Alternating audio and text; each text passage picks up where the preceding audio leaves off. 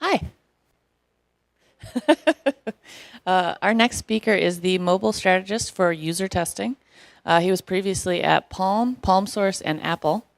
He blogs at Mobile Opportunity, and he's currently working on a book about business strategy called Stop Flying Blind. Michael Mace.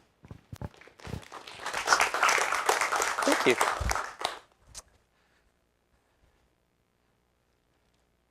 Thanks, everybody. But first of all, can you hear me okay? Good. All right. All right, up a little bit. All right, I'll try. If I get too quiet, feel free to throw things, do whatever's necessary to get my attention. So how many of you have heard of the company user testing?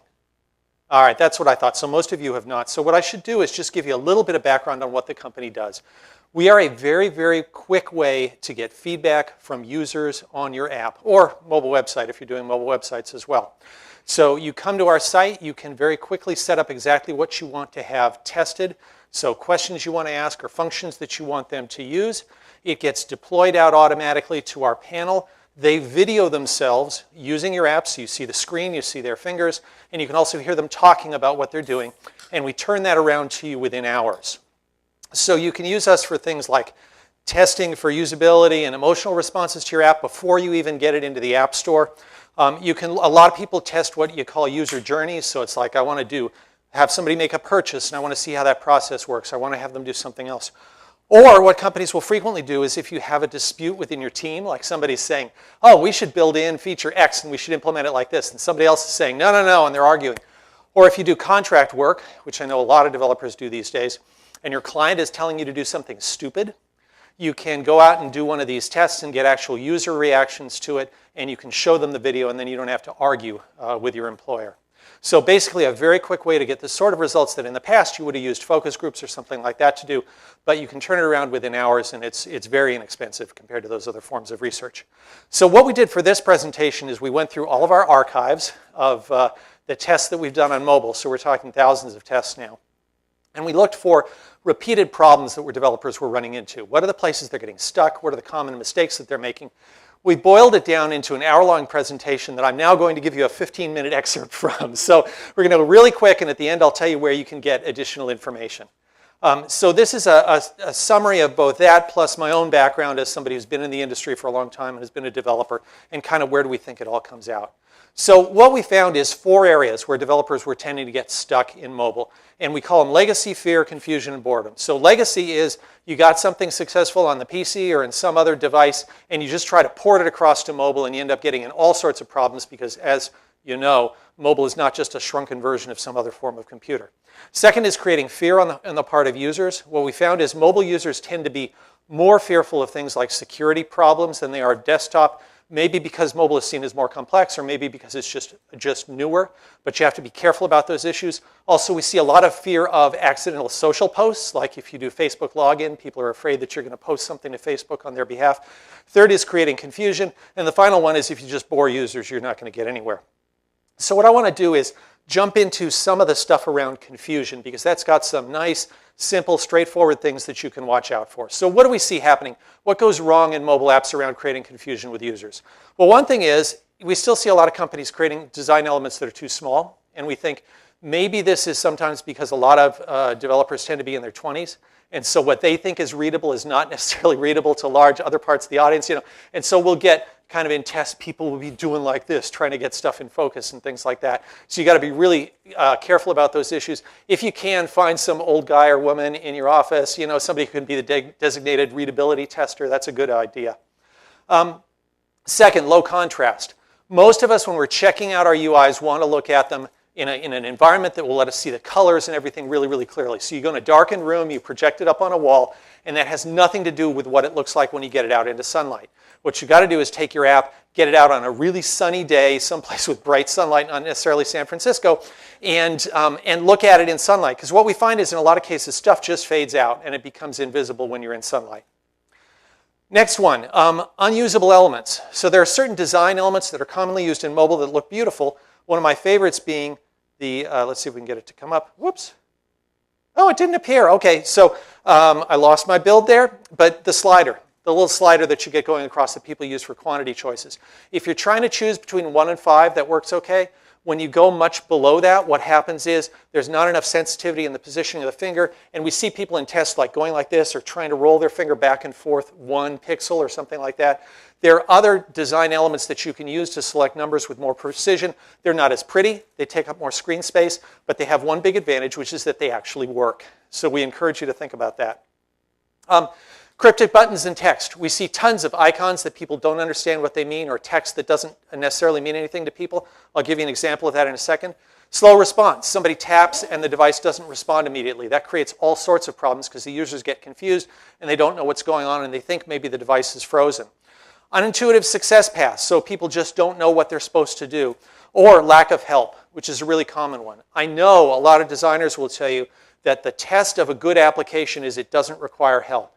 What I want to tell you is users will find a way to get confused no matter what. If you give them help, they will find a way to explain things to themselves and get back on track. If you don't give them help, they will simply be terminally confused and they'll probably stop using it. So having help is not a sign of your failure as a designer. It means you're actually taking your users' needs into consideration. In a lot of cases, we're seeing trade-offs where people are prioritizing beauty over productivity. In other words, they make a beautiful design and then they figure out how to make it usable. And I want to suggest that you switch those priorities around. What you really should be doing is you should be trying to make it work first and then figure out how to beautify it as much as possible. To put it another way, I think the highest form of beauty is something that actually works. And too often we see companies losing sight of that. So what I want to give you is an example from one of our tests, and we did this with permission from the people who did the test, showing what happens when some of these buttons and other things are confusing to users. So we'll bring this up, and so this also gives you an example of the sort of stuff we return on our tests. Go to the next task, create a gem to save this information. So a gem, not sure what a gem is. I'm assuming that's create a gem, this plus sign. See, it says add data? Add data. Now, does that add the title of the gem or the data that I want saved? I guess I'd have to go back to connections, share. Oh, is that little symbol a share? Let me go back. Did I not understand this? Let's see. Is this a share?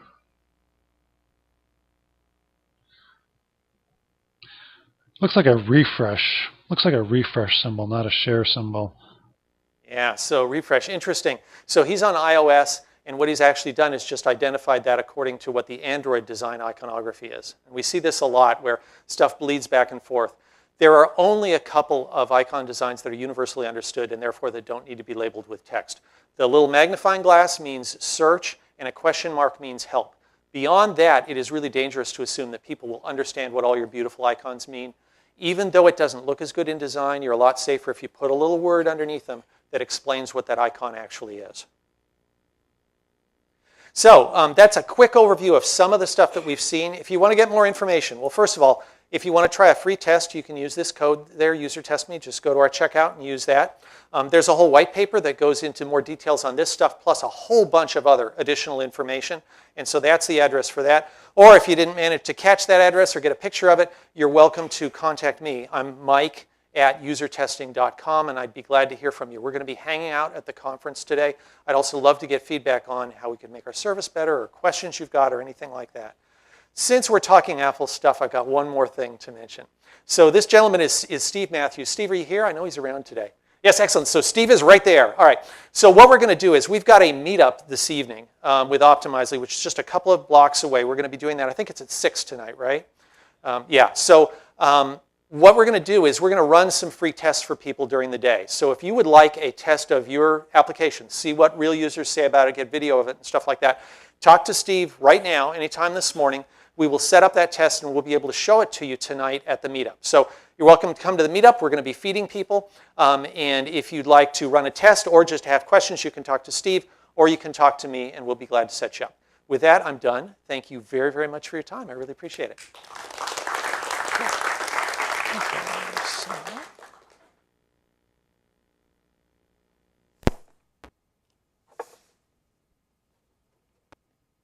Thank you. Our next speaker is the mobile strategist for user testing. He was previously at Palm, PalmSource, and Apple. He blogs at Mobile Opportunity, and he's currently working on a book about business strategy called Stop Flying Blind. Michael Mace.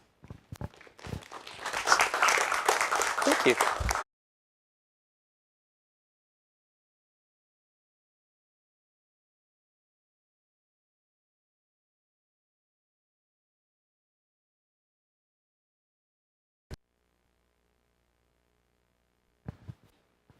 Hi.